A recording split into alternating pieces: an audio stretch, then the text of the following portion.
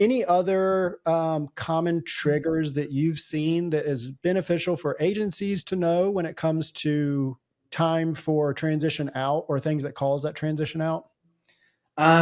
So you nailed two of them, right? Like when people change, staff change, that's like typically when it happens. So you need to show your value like all the time and Mm-hmm. build relationships that are not just one to one. Like whenever you have a company that you're working for, you want to be one to many, and that's what a Mm-hmm. lot of agencies don't do.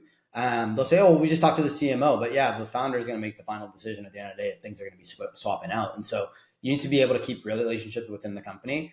Um, Typically, if a business is getting bought, that's another time. It isn't like, say, a VC comes in and buys a company, and I've seen that before. They'll remove the marketing teams because they have their own in-house marketing teams that they run as part of the VC firm.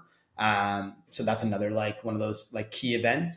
And then some customers actually just they'll switch out their partners every year and a half. Like it's part of their thing. Like it just brings more like life and more excitement when we swap it out because other people come in with new ideas and things like that. And so if you kind of are sensing those types of customers, for example, I have one of them who's like, B, like every time you give us someone, we're likely going to keep them for a year and a half and then we're going to swap them out. But they have one partner that they've kept for about 3.5 to 4 years. Why? Because those guys are constantly A/B testing and going above and Mm-hmm. beyond for the customer. And he's like, I'm not going to find anyone that does above and beyond work like this, and so I'm not swapping them out.